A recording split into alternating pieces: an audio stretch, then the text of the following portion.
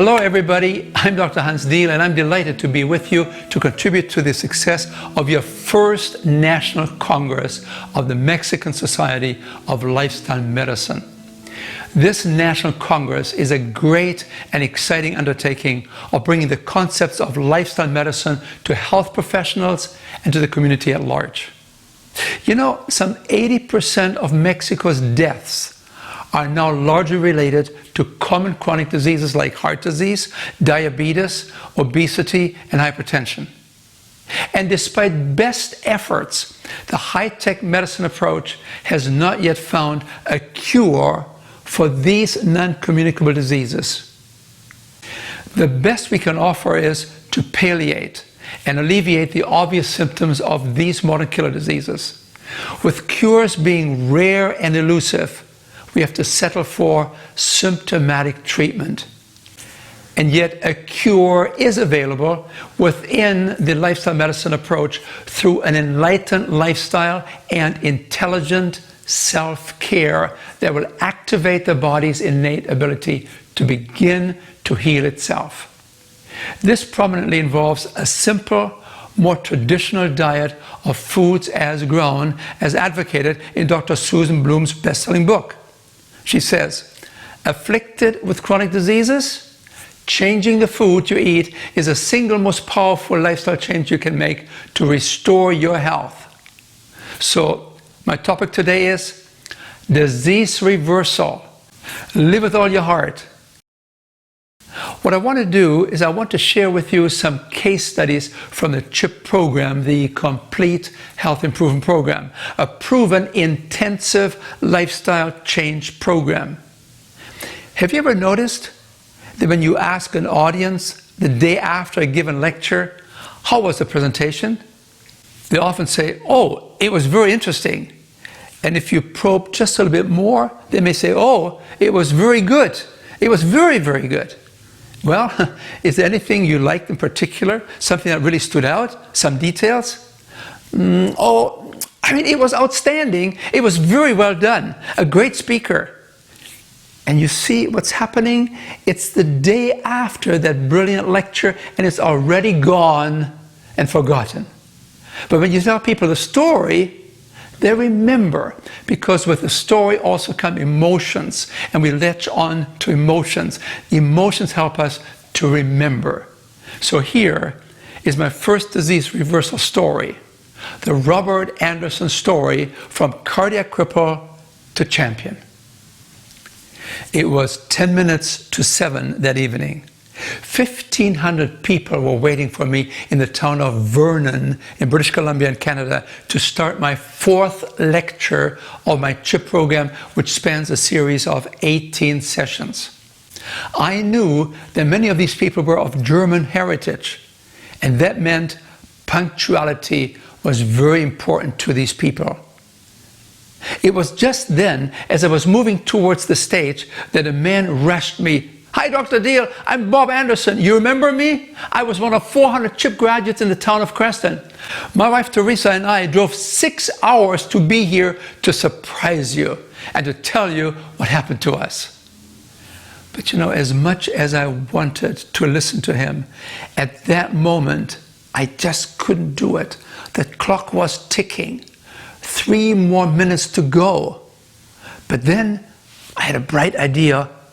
And I made him an offer. Bob, I cannot do it right now, but would you mind sharing your stories, not only with me, but with all of your new CHIP participants here? And to my surprise, he said, yes, sir, I think I can do it. And you know, right on the button at 7 o'clock sharp, I stepped onto the platform. I welcomed the people and I introduced my special guest, Bob Anderson, who with his wife Teresa had driven 6 hours to tell me what happened to them as graduates of the CHIP program in Creston. And then I made my first mistake. I gave him the microphone. I should have known better. You never give the microphone to people unless you know what they're going to say, especially when you have a large public crowd. And so Bob took the mic and he said, ladies and gentlemen, it is true, We drove more than 6 hours to come from Creston to see you here and to tell you, pointing at me, don't believe everything that this man is telling you. And for an encore, he said, and again pointing at me, this man cost us $30,000. I was stunned. I was no longer sure that it had been a bright idea for me to offer him to address the crowd. During the 3 previous nights, I had established myself as a credible speaker, and here, in the 4th night, this man pulled the rug right out from underneath me. I stood there like a king without clothes, naked. My credibility was shot, and it had only taken 1 sentence, and it was over. Well, first I thought I didn't quite hear right. But let me share with you some of my concepts of behavioral change, which is so essential when it comes to making healthier food choices. You see, over the years, I had learned that it's very important to develop an understanding among your listening audience. You must build concepts. That's why in my first 3 lectures, I usually talk about the results of our screening program. I explain infectious diseases. They relate largely to some infective germ, to some pathogen that an antibiotic can knock out in 10 days flat. I explain chronic diseases. They relate largely to our lifestyle, how we eat and drink, sleep and exercise, and smoke and booze. And then I discuss why these chronic diseases stay and last forever. Is there anything we can do about them?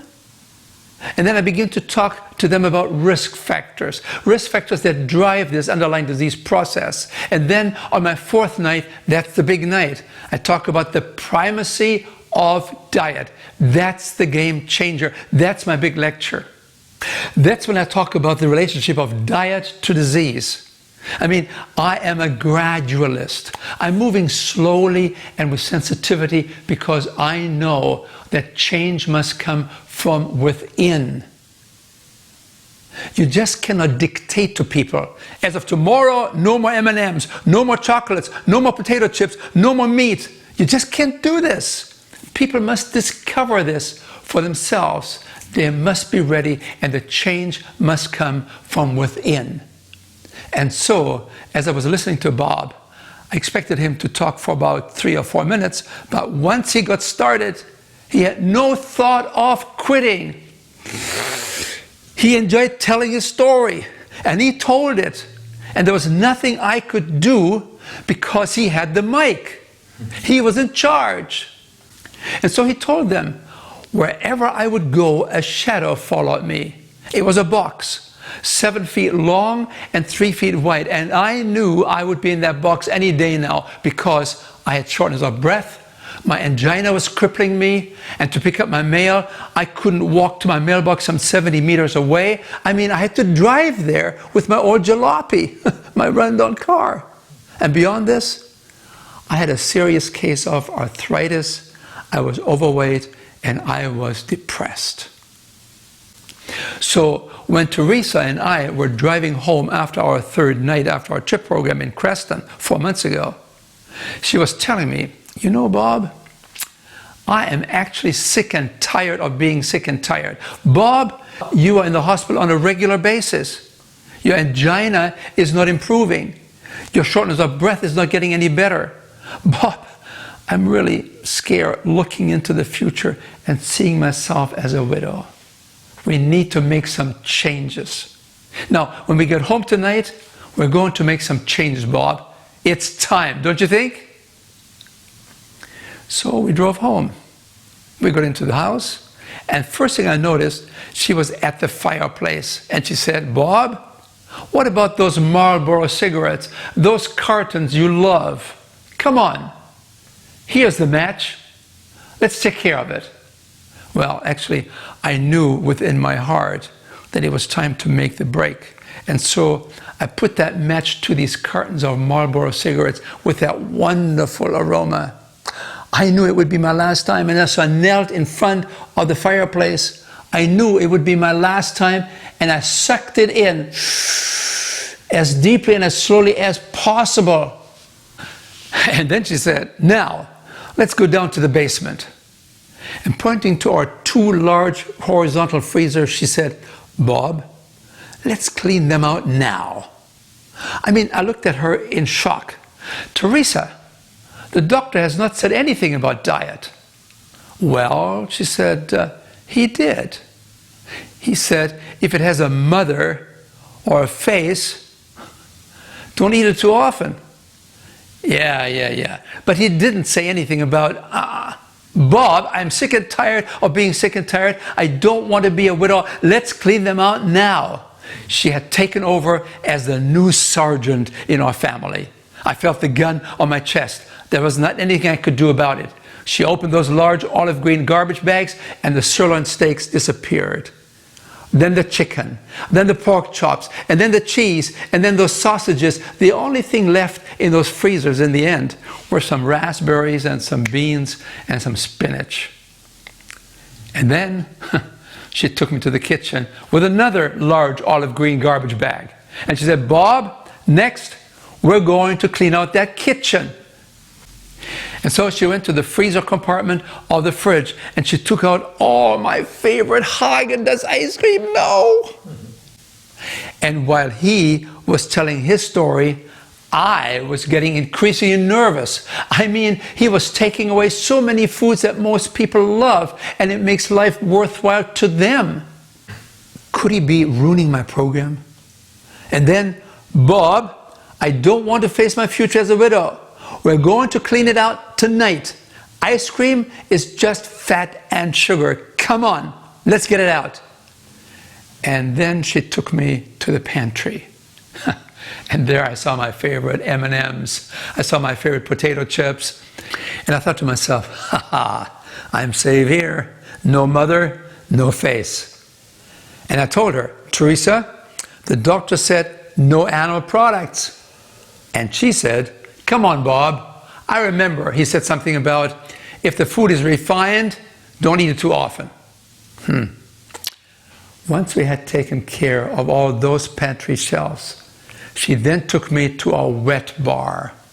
Oh, I love that red wine. Oh, I love my whiskey after a day's hard work. It would help me to relax. And then I looked longingly at my favorite drinks, and I told her, look, this wine is made from grapes. They're good for you. And look at my whiskey. That's made from grains. And grains are also on the program, right? Come on, she said. These are highly refined foods. These are empty calories. They have little, if any, nutritional value. Come on, Bob. And so he told the audience, we poured it all down the drain. It was a day to remember.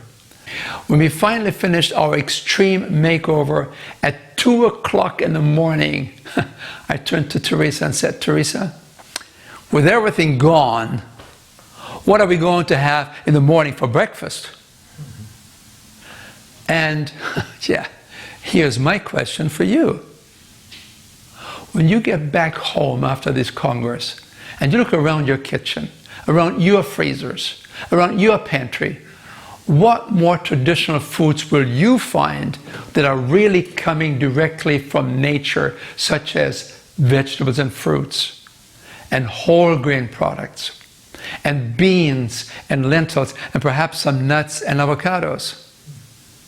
Or is your kitchen filled, like Bob's and Teresa's, with processed foods like chips and M&Ms, or taste sensations, addictive foods that are difficult to resist? Or with chicken nuggets and sirloin steaks and pork chops, foods that are convenient, readily available, and heavily marketed, foods made for profit, not for health? Now, in the meantime, I checked my watch. Bob's 3 to 4 minutes of telling his story had already turned into a 35-minute stretch. It was obvious. This now retired 66-year-old builder loved the stage. And then he told the audience, You know, we made all these changes after just that third lecture.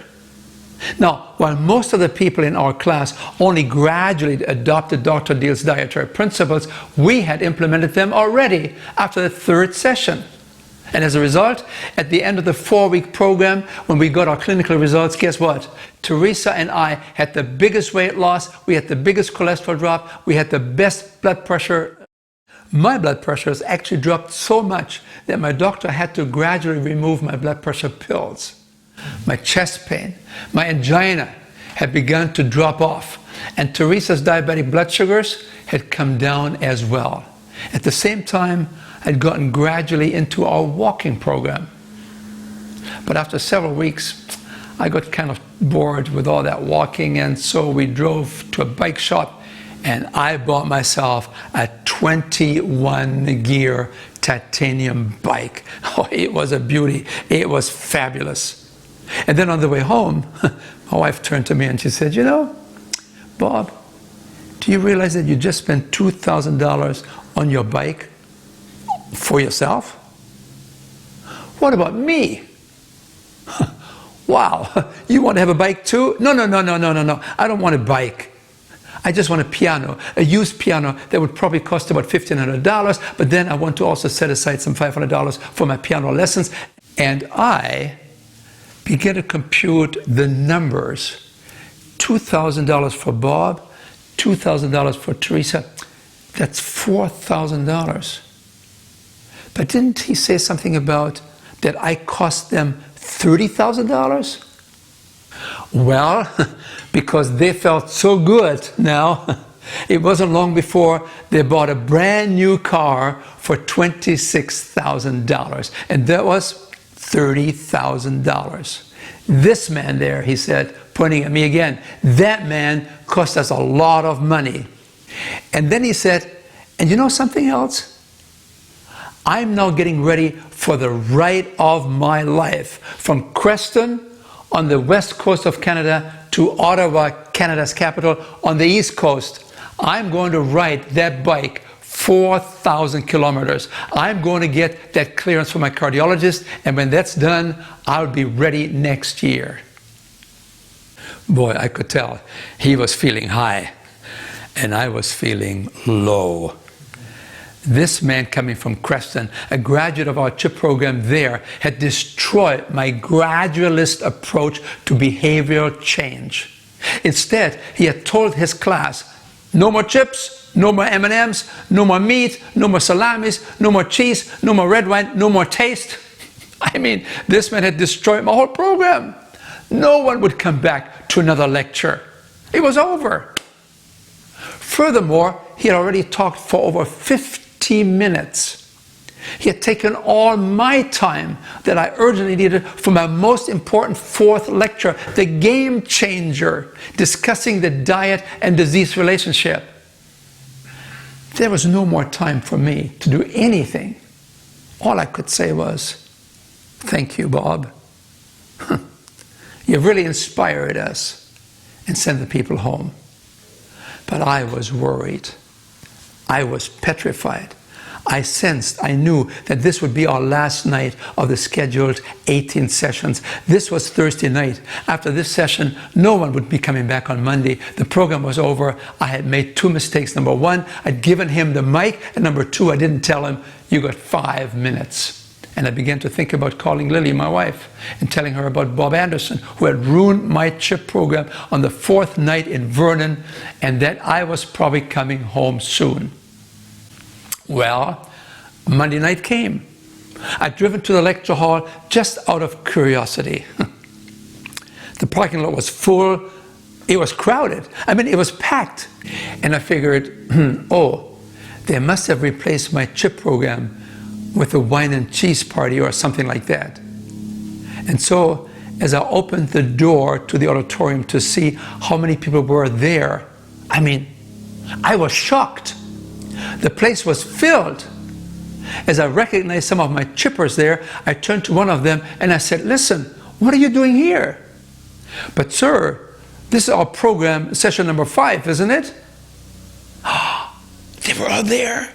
So I ran to my car, I got my computer, and I keyed in programs number 4 and 5. I would combine these 2 lectures tonight because the chippers unexpectedly had come back. And as I looked at my watch, it was 2 minutes to 7 o'clock. 2 minutes to go. I dashed to the front of the auditorium, to the podium, and I welcomed everyone to our CHIP program. Tonight, I said, I will be combining lectures 4 and 5. And more than 1,500 people looked at me and they said, but where is Bob? They brought their friends and their neighbors to hear Bob, not me. They wanted to hear his clear, simple, and direct message. They didn't want this educated, gradualist approach. Instead, just tell us what we need to do, we'll do it. In the end, this Vernon CHIP program became one of our most successful programs because Bob had really inspired these people with his direct approach. And what happened to Bob after sharing his legendary story on that 4th night? He went back to Creston, his hometown, and he trained for his bicycle ride across Canada. He covered over 4,000 kilometers in 60 days. When he arrived in Ottawa, the television crews had followed him across Canada to capture the enthusiasm of this 68-year-old man.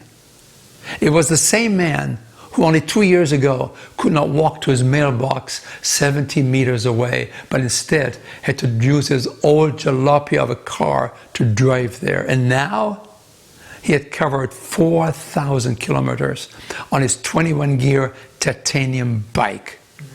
A cardiac cripple had turned into a champion.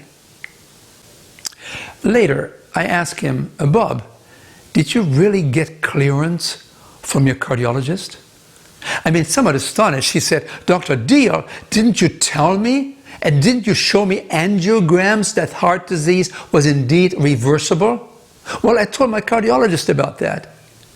Initially, with disbelief, he looked at my results at 4 weeks, after 6 months, and after 2 years, and he saw my big drop in cholesterol. He saw my weight loss. He put me on the treadmill, and he registered no angina pain. And he said, well, I don't fully understand this, but I give you clearance for your Trans-Canada ride.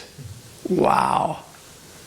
When they asked Bob later what enabled him to travel 4,000 kilometers on a bike across Canada, he said, number 1, it's the food.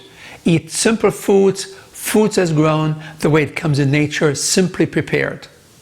Number 2, burn holes into the soles of your shoes and not the tires of your car. Exercise every day.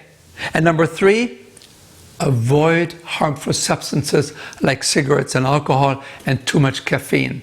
And number 4, he said, have an attitude of gratitude and believe that God didn't waste time in making a nobody. You were made to succeed. Over the next many years, Bob supervised the building of a new home for his physician. But beyond this, Bob also became a softer man because the inner man was changing as well. When reviewing his life at age 86, Bob turned to Teresa. I'm so glad that our physician referred us to the CHIP program and that my cardiologist agreed to let me do this special ride across Canada to inspire thousands of people that followed me on television.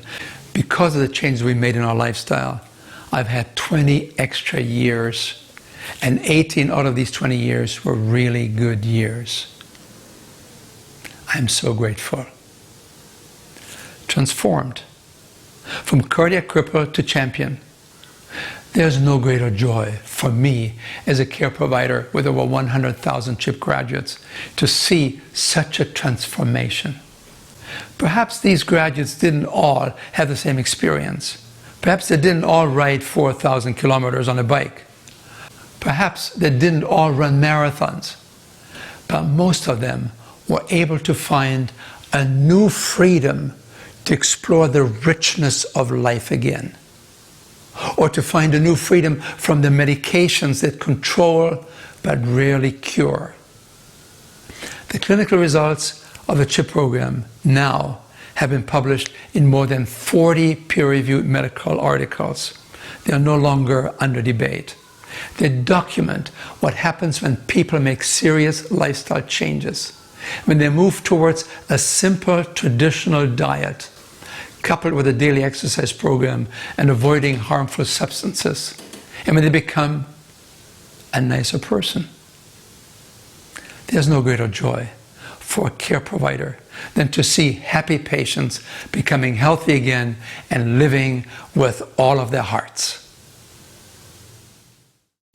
Now let me share with you story number 2.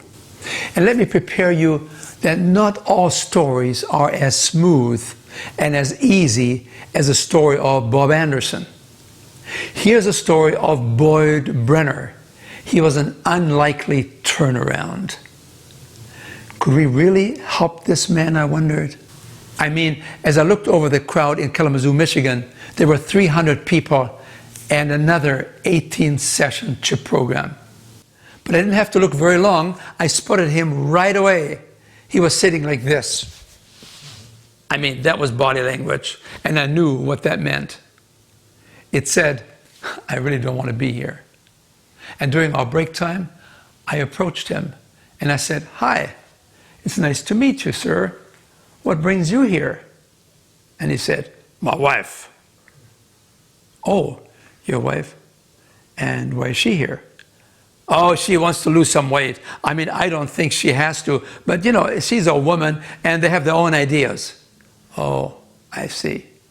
And just then, a lady approached us. I moved towards her, and then I asked her quietly, is this your husband? Yes, it is. And what brings you here? And she said, my husband.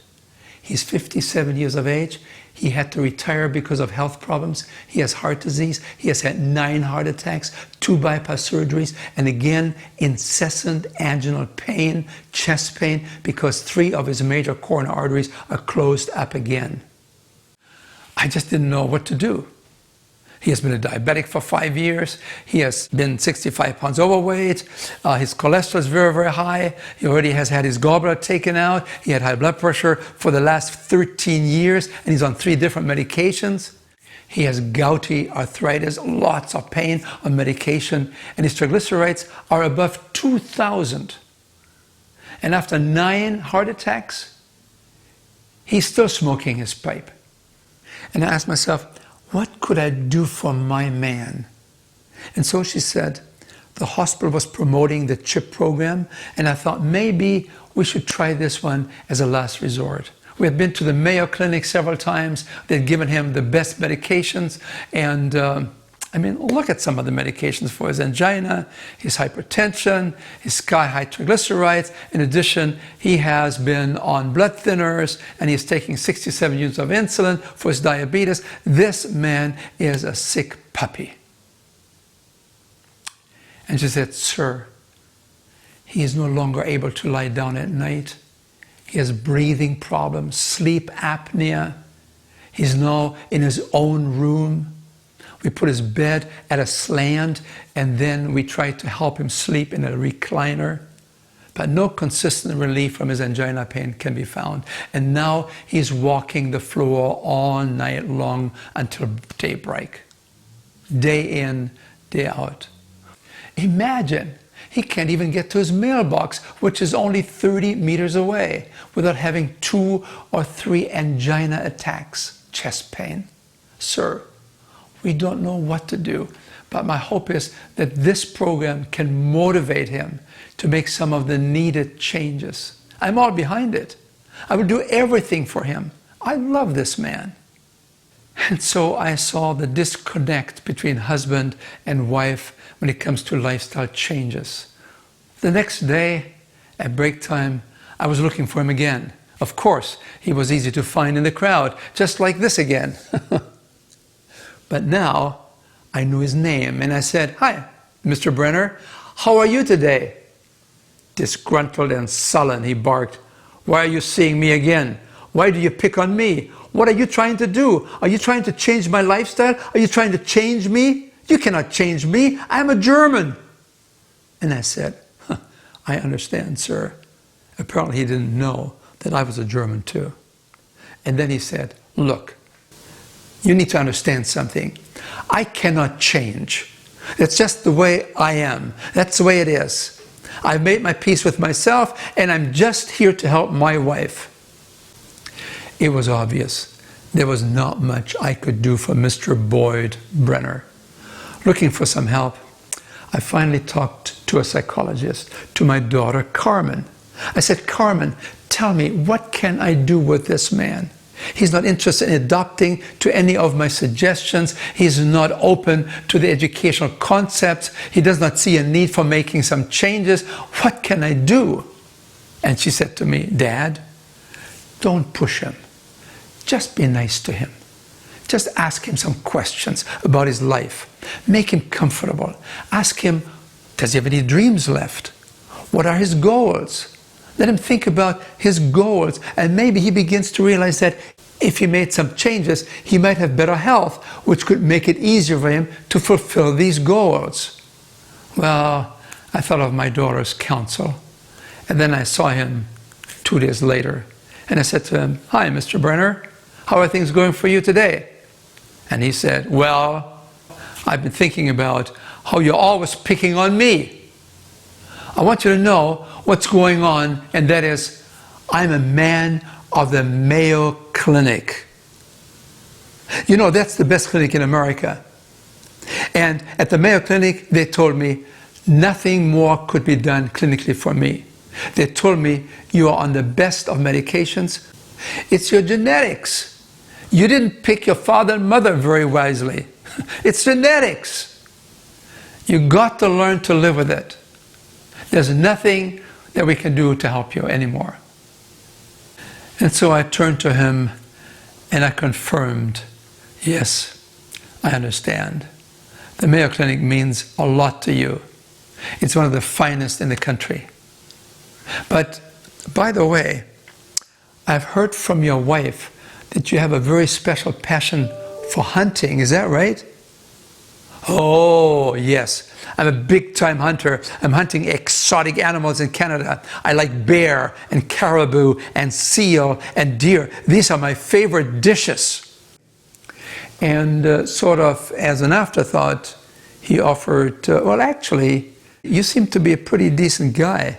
Now, when my wife's program is over, when it's finally done, I would like for you to come to my house. And then I want to take you down to my basement.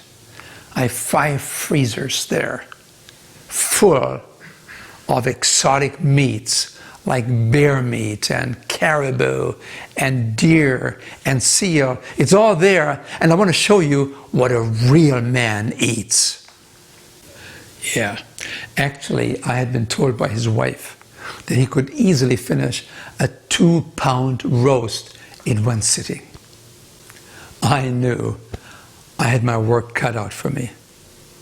You see, the Mayo Clinic at that time was not aware of the emerging science of epigenetics, where your lifestyle can override the genes to express themselves. And so, with the best knowledge we had at that time, the Mayo Clinic was working on the assumption that obviously you inherit genes from your parents. Healthy genes on the left side of the slide contribute to your health, and diseased genes on the other side can contribute to disease. Now, the diseased genes usually clean themselves up, they don't express themselves, they repair themselves in most cases, but if they don't, then they become the influencers of disease. What Mr. Brenner didn't know was that DNA does not have to be your destiny, because you can change the expression of your genes. We now understand that there are off and on switches on these genes, and these off and on switches can be influenced by what we eat, by our lifestyle. Please read with me from a scientific article. Here it is. comprehensive lifestyle changes cause beneficial changes in the expressions of many genes in just months. Downregulated genes include those promoting inflammation, oxidative stress, all associated with atherosclerotic circulation-related diseases, and oncogenes that code for cancers of the breast, the prostate, and the colon. But the good news is, that's the message of epigenetics. We can overwrite these disease-coding genes based on our lifestyle. Look at it again. You see the same parent and newborn genomes. And then you go to the right-hand side and you see the disease genes. They're there. But they don't have to code for disease, because through nutritional interception, you can actually successfully interrupt the expression of these genes coding for disease. That's good news. And so we now have a better understanding. To summarize this concept, through the concepts of epigenetics, we have learned that we can suppress the expression of disease-coding genes. We have learned that we can change them within months. At the same time, we can also enhance and strengthen the genes that usually express themselves to promote health. We can make them stronger. Obviously, Mr. Brenner was not aware of this game-changing breakthrough in the scientific community. Genes were no longer our destiny. We had some say over them. When he saw me coming the next time, he was already upset because he knew I was going to have something again to tell him. But I followed my daughter's advice. So I just told him, Mr. Brenner, I was just wondering about some of your goals. Aside from being a big hunter, are there some other things that you enjoy doing? Oh yeah, I'm a big fisherman. So what are you going to catch? Oh, them big ones, 65 to 85 pounders. You know, that would be about 30 to 40 kilos. Wow, where are you going to catch them? Oh, I'm going to go to Costa Rica, to Central America. Really? And when are you going to do this? Oh, in 6 months. And I looked at him straight into the eyes and I said, Mr. Brenner, you're not going to Costa Rica in 6 months. You are a sick man. And I thought to myself, just having a little bait on his hook and having a fish nibbling on it, that alone would get him so excited that he would have an angina attack. So I thought, this might be the time to give him some reality orientation. And so I told him straight, Mr. Brenner, it's not going to happen. And he looked at me and his eyes turned icy cold. And he said in a threatening voice, you want to bet? Mark my word. I'm going to be in Costa Rica in 6 months to catch them big ones. I'm going to send the picture to you. Mark my word. At that moment, I realized that the better part of wisdom for me was to look for the nearest exit. He was dangerous. Now, in the meantime, Mr. Brenner had learned that the underlying disease process for heart disease and angina was atherosclerosis. He had learned that this was a progressive disease. It was a systemic disease that could affect most major arteries in the human body. He had also learned that certain risk factors were the drivers of this underlying disease process. And these risk factors were largely under the control of our lips, of our dietary choices. Most importantly, he learned that this disease could be created and it could be reversed in many animal species, such as in monkeys. But he also learned about human studies carried out by Dr. Dean Ornish and by Dr. Caldwell Esselstyn at the Cleveland Clinic. Now, Dr. Ornish had shown that lifestyle medicine concepts could indeed reverse heart disease. He had scientifically proven that people could open their blocked arteries without drugs or surgery. He guided them through a rigorous lifestyle program, an intensive education program. And here You have Dr. Caldwell Esselstyn, a famous surgeon at the Cleveland Clinic, who demonstrated that serious heart disease patients were able to again reverse their coronary artery disease processes and extend their lives by using a simple, whole food, plant-based diet. And take a look. Here you see the actual angiograms from one of the patients that document a once greatly narrowed coronary artery with little blood flow now being totally restored within 32 months without medication, without surgery, without stenting, just by making some simple dietary changes. Mr. Brenner also learned from the work of Professor James Anderson that some 50 to 75% of type 2 diabetics on insulin and 80 to 90% on those pills could normalize their blood sugars and be off these medications within weeks if they change their diet. And here's what we had recommended to Mr. Brenner and to those in the CHIP program. This is the eating continuum. On the left side, in the red triangle, you see the typical Western diet of meats, dairy, eggs, processed foods, alcohol, and caffeine. On the other side, in the green triangle, you see more traditional foods such as fruits and vegetables, whole grains, lots of legumes like beans and lentils, some nuts and seeds, and plenty of water to drink. And at the top, on the left side, you find the worst health outcomes. That's where you find most of the chronic diseases. But on the right-hand side, on the top, you find the best health outcomes. That's where you prevent and reverse these common diseases and you extend your life. Some 3 months later, I came back to Kalamazoo, the city in Michigan, for a special follow-up meeting of our CHIP graduates. The day before the meeting, I received a phone call from a Mrs. Brenner. Hello, Dr. Diehl. I know you are in town. You have a special alumni meeting, don't you? Now, is there a chance that you could possibly feature my husband to give a report? Mr. Brenner? The Mayo Clinic man? That was the last man I wanted to see. He didn't make the changes. He would not make the turnaround. What would he say? And then, in an effort to create a common base, she said to me, Dr. Diehl, you are an educator, aren't you? I'm an educator too. I'm teaching high school. We're both educators. Give my husband, please, a chance. It will be the best medicine that anybody could possibly give him. Please let him tell his story. It's a great story. He has practiced it. You won't be embarrassed. And then I let my heart make the decision rather than my head. I agreed to feature him at the alumni meeting the next night, but at once I began to worry.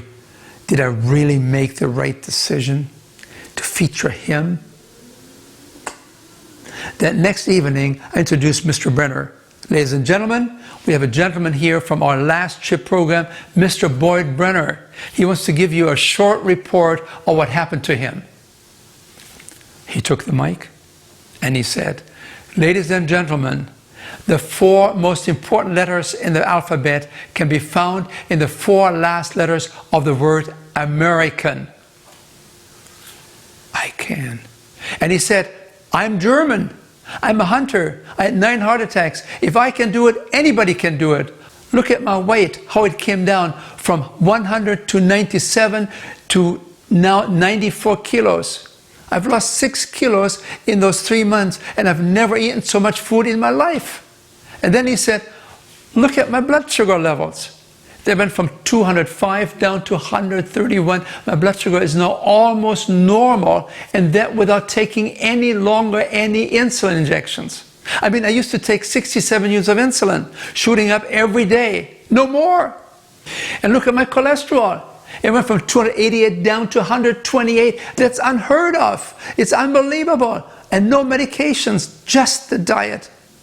And look at my triglycerides.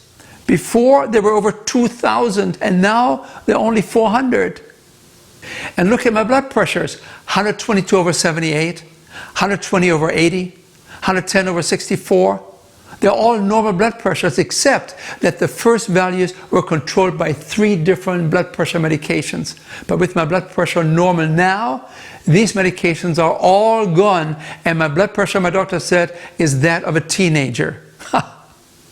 And then, finally, look at my pulse. It has gone from 78 beats a minute to 66 beats a minute to 56 beats a minute. I am obviously much more physically fit now. But look at the change in the quality of my life. My angina pain markedly decreased very rapidly. I was able to level off my bed and remove my recliner from my bedroom. I didn't need it anymore, and our bedroom now no longer looks like a sick person's room. It has been a marvelous experience. And something else happened. My neighbor has a beautiful German Shepherd dog. And I fell in love with this German Shepherd dog. And over the last 3 months, my 5 freezers with exotic meats are now totally empty. Of course, the dog has died since then of a heart attack. No, not really.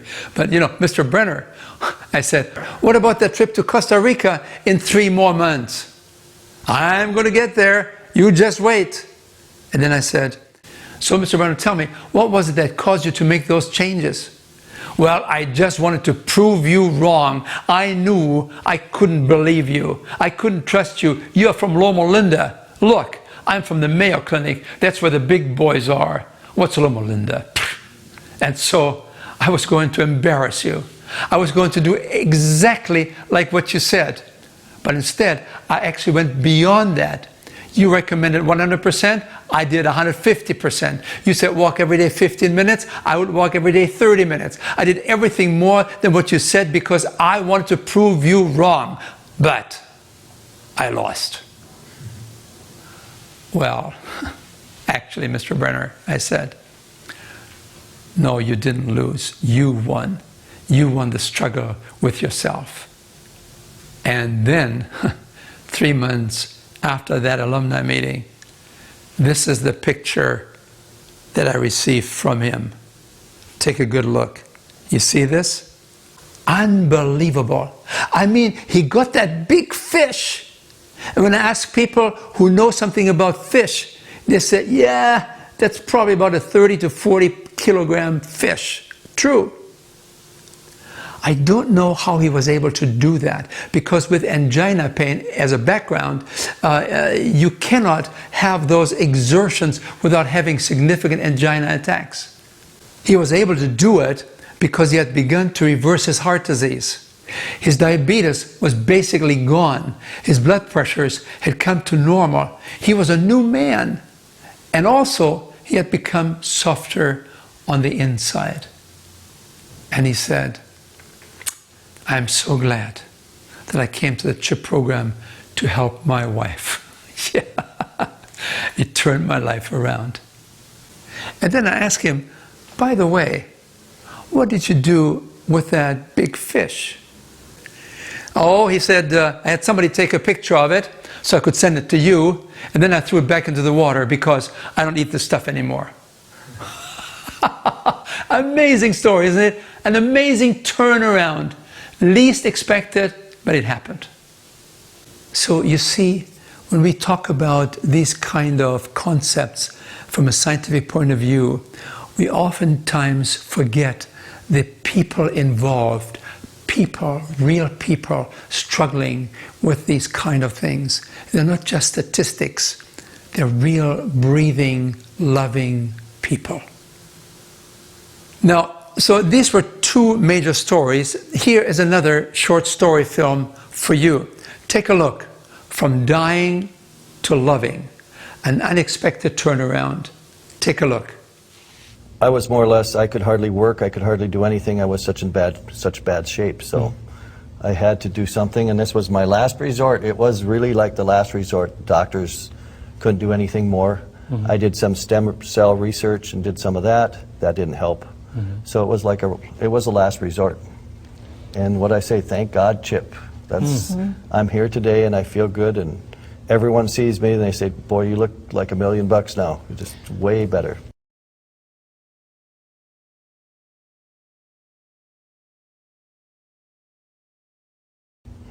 So they pulled me out and they said, well, call your family in.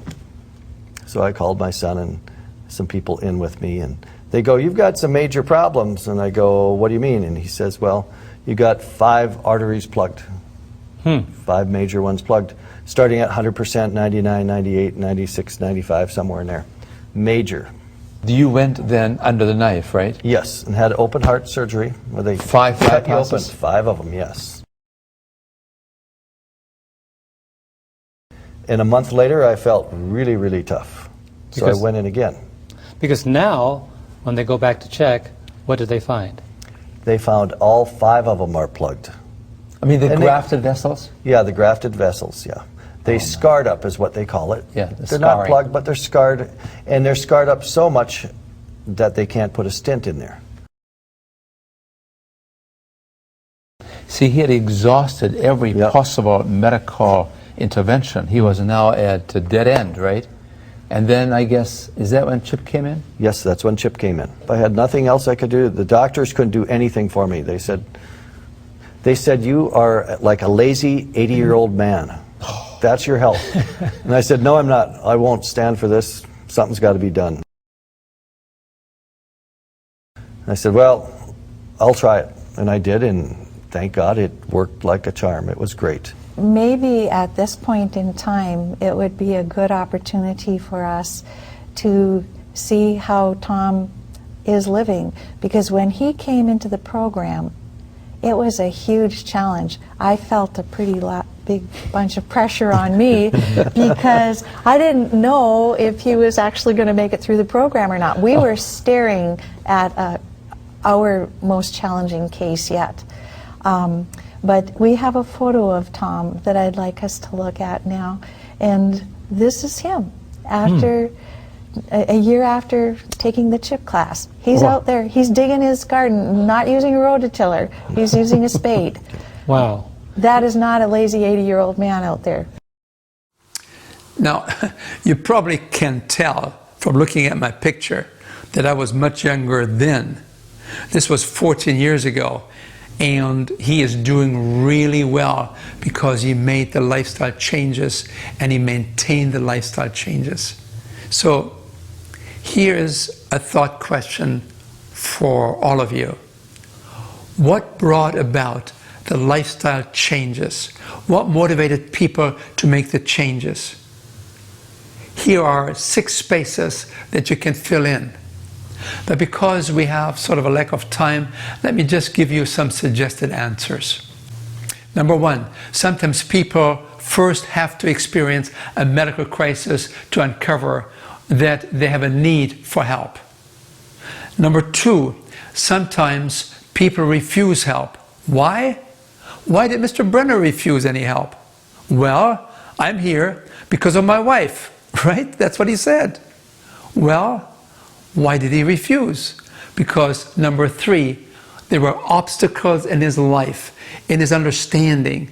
There was a belief that he was told at the Cleveland Clinic, there's nothing we can do for you, and you have just picked the wrong parents. It's a genetic problem, therefore enjoy your life because it won't last very long. And so he gave in.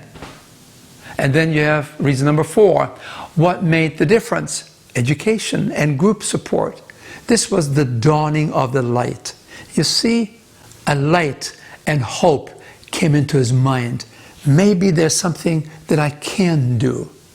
And then number 5, he had this drive. He wanted to challenge this authority figure. He didn't want to be told anything by someone else because I'm a Mayo man. I know what's best. Don't come close to me. I know what I need to do. The challenge was there. And so then he wanted to embarrass me. And now he would do everything even more so than I had recommended. And then ultimately, he embraces the lifestyle. He accepts it. And then there's a clinical validation. The cholesterol runs down, the insulin is gone, He's no longer a man that is living off pills and procedures, but he is a man that has become a whole man again. He has become a new man, a complete man, a man that is moving out of his recliner where he sleeps back into the marital bedroom. Yeah. A wonderful experience, isn't it? Hi, mabuhay! I'm Dr. Linda Lim Barona and I am a facilitator for the CHIP here at Philippine Publishing House. We have our regular sessions 3 days a week, and then we have our physical fitness, we have cooking demos, and after this CHIP program, we have shared the CHIP principle to our community. We have been having our Sunday fitness program, and the people from the community comes to give them health tips, not only about health but about cooking and lifestyle changes. There are around 600 people from the community that are participating, from the young to the old, ladies and gentlemen, and they are enjoying this exercise. The one leading our physical fitness is Alan, who had a heart attack 5 years ago, and he participated in CHIP. And now he's leading the exercises because he used to be a diabetic. He had a stent, but now everything, he has no more medicine.